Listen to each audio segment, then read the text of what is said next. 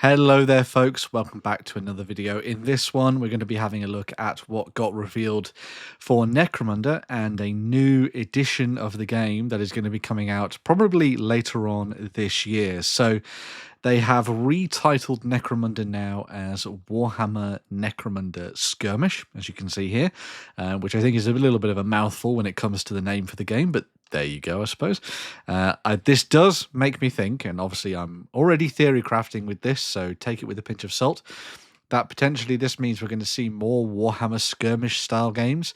So maybe we'll see Warhammer Kill Team Skirmish, Warhammer Warcry Skirmish, maybe even Warhammer Mordheim Skirmish. Who knows, I suppose. We'll have to wait and see, I guess. But yeah, whilst they have changed the name of this, it is still, from what we can gather anyway, the new edition of Necromunda that you'll be diving into. The actual box set is essentially now built as a core set, a starter set for you to dive in and start playing the game. Comes with miniatures for both the Goliaths and the Eschers in there as well, giving you a whole bunch of new figures for you to play around with. So these are absolutely brand new plastics for the Eschers and the Goliaths. They've been designed so that they look a little bit easier to paint, I would say.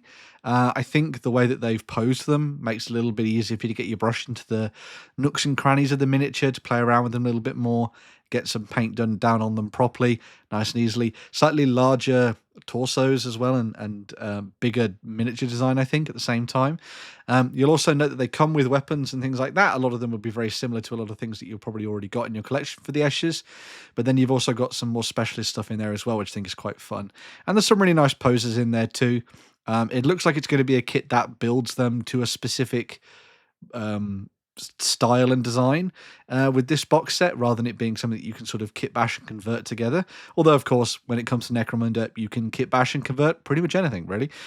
So it's basically fodder for everybody diving into the game, I think. I think she is my favourite, which is why she's on the cover of the video. But yeah, so some nice stuff there for the Eschers. They are known as, I think they've named them the Blades of the Matriarch, which is quite cool. And then you also have the Forge Smelters. So this is my gang of choice, which is the Goliaths. Again, a nice mixture of different weapon options in there. Some of those you will have seen previously, whereas some of them are brand new, especially to the core Goliath set that a lot of people will be familiar with, and has been in service since 2017 when the new version of Necromunda essentially came back onto the tabletop. I think he's probably my favourite, with the big bionic head and the massive gun. I think that's pretty awesome.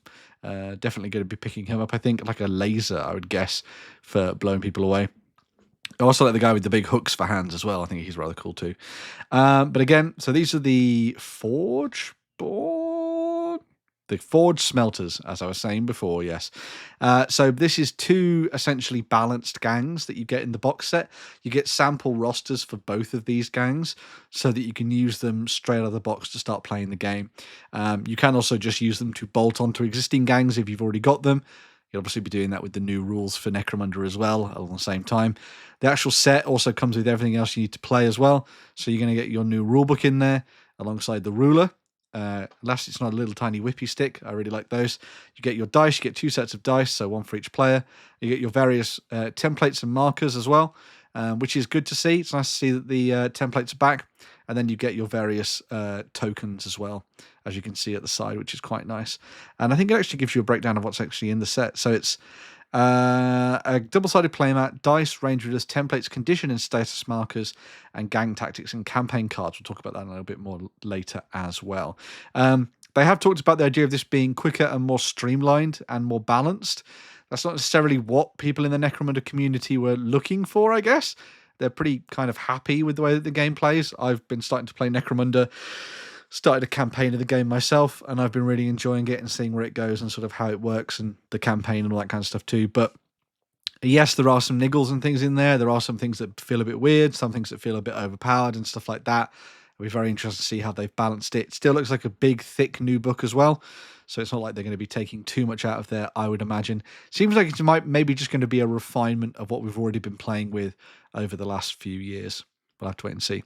You also get some terrain in the set as well. So this is the Zone Mortalis Ruined Factoria Pipes. Sounds fun.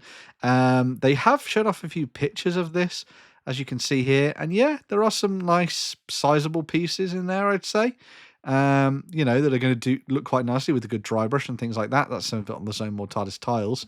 At least that's something you can hunker down to give yourself a bit of cover. But when you look at the first image from the box set, it doesn't look like a massively cover-filled board. I suppose they're making sense of this in that you've got large black spaces like the original Zone Mortalis tiles, the cardboard ones that came in the Underhive box that you could use to sort of block line of sight as well, and then you use the pipes to kind of block different things off and give you different avenues to fight through and stuff like that. It's obviously, you know, remains to be seen, but I suppose we'll find out as we get more details on what's actually in the box and what they're planning to do with the rules. They have also talked about, as I mentioned before, those new gang tactics cards and your campaign scenario cards as well. So your tactics cards are similar to what you've been using before. You'll basically be drawing those cards at the start of a game to give you different bonuses and buffs and that kind of stuff, similar to what they've already been doing, I suppose. And then they have the campaign scenario cards, and this one's really interesting to me because campaigns is one of the things in Necromunda that, in essence, really does involve an arbitrator. You don't have to have one, but I think it's quite good to have one, or at least somebody who's willing to do the paperwork and fill stuff in as the campaign grows, regardless of how many players you're going to be playing campaign with. And also on top of that, I think the way that you generate campaigns and things like that is a little bit fiddly as well. Especially if, you know, the same thing that happens with every campaign, people will drop out and all that kind of stuff as well. And you can, you know, make allowances for that and stuff, but, you know, it can still be a little bit of an issue and, you know, obviously a little bit of a headache to do. So maybe what they're going to be doing with this is the campaign will actually be run a little bit more like the card pack they've been using for 11th edition 140,000. So they designed a card pack in that game, which essentially allows you to play out a campaign in the same style as a Crusade style game over the course of a weekend. Maybe they'll do something similar with this campaign deck, but it'll be spread out over the course of, you know, 7 weeks like the original Dominion campaign is, or something similar to that effect. And you use the cards to buff and play around with the different ways that your characters work and the injuries they get and that kind of thing.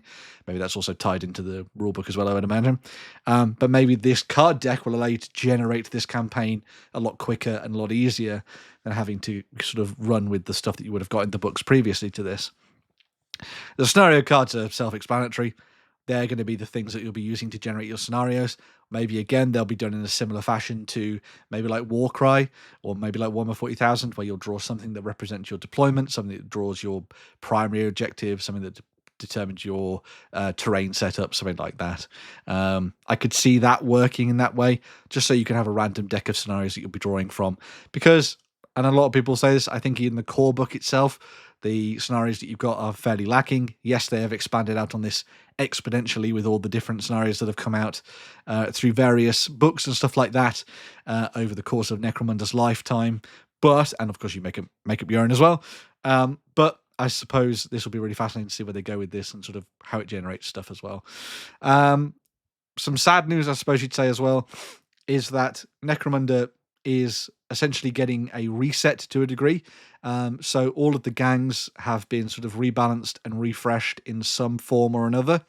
And so what you're seeing here is the 2 Gangs of books that are going to be coming out. If you remember back during the initial release of the game, they did a Gangs of book that came out that basically had all of the house gangs in there and a few of the bits and pieces. I can see this doing the same thing. They have said that these 2 books will allow you to play with your existing gangs straight away. Now, they haven't clarified, because of course it's Games Workshop, they haven't clarified exactly what gangs are going to be in these books, but you can infer that all of the standard house gangs are going to be in Gangs of the Underhive, and then you will at least get Ironhead Squats, Ogryns, and Ashwaste Nomads in the other book.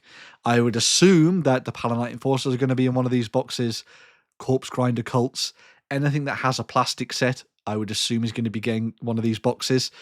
That means we're probably going to be seeing things like the Spirers, the Malstrain Gene Stealers, things like that, stuff that was tied to Hive Secundus and the various books that have come out over the course of that as well.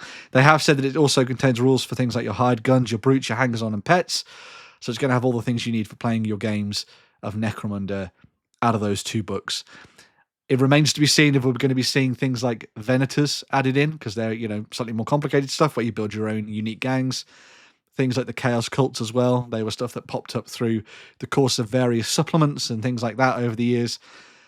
I guess we'll have to wait and see whether or not they pop up in either of those books. I would assume they're going to be in the Gangs of the Underhive one rather than the Outlands one. Although that might have the Malstrain Geniuses and stuff in there as well. I suppose you'll have to wait and see. But yeah, this essentially will supersede what you already have as part of your collection if you're going to be diving into the new edition of the game. And to kind of reinforce that as well, they have also put together these new Underhive crew boxes. So there's one for each of the main house gangs that you will know from Necromunda. So you've got one for the Eschers, one for the Goliaths. Interestingly, these two box sets come with essentially a starter gang box and their prospect style and specialist box set that would have come out alongside them as well. These two come with the old figures for both of those. So there's a reason to buy the starter set if you wanted to dive in that way, rather than just wait for one of these. One for the Orlocks, one for the Van Saar, one for Cordor, and one for Delac in there as well. So if you're looking to run one of these house gangs, this is a pretty good way for you to start. It's almost a given now in Necromunda, if you're starting out for the first time, get a gang box and get your specialist box, and that essentially gives you everything you need to play basically an entire campaign, really. So it might be fun to dive in and grab one of these if you've maybe not considered one of these gangs before and want to give them a go on the tabletop. Not much more coming out for this in terms of news, but I am not going to be a doomsayer about this because I think it might actually be good. We'll have to wait and see. I'm really enjoying the current edition of Necromunda. I think it's really fun. I've been very much enjoying playing it with my friends. We've done quite a lot of skirmish games and we're just about to start our first campaign. This stuff's not going to be coming out for months anyway at this point. So you've got plenty of time to still be playing the current edition of the game, so I wouldn't worry too much. Maybe just don't buy any new books unless you're going to stick with the previous edition of the game. That being said, if this turns out to not be the greatest edition or revamp of Necromunda, well, you've probably got all the books and you've got all the terrain and all the gangs and everything anyway. Just keep playing the previous version of Necromunda with the big book and your house books like the House of Chains and that kind of stuff like that. Dive in, have some fun, and just keep playing and include the new miniatures in there. And yeah, make use of that. Get yourself some terrain and the new minis. You can put the books to the side and just start playing the old way of diving into the campaign. Easy enough, I suppose. So yeah, for long-time Necromunda fans, it's not going to be a massive problem because I think a lot of Necromunda groups play with a small knit community of people who enjoy the game. So you're all going to be on the same page anyway, whether or not you stick with the old edition or you dive into the new edition instead.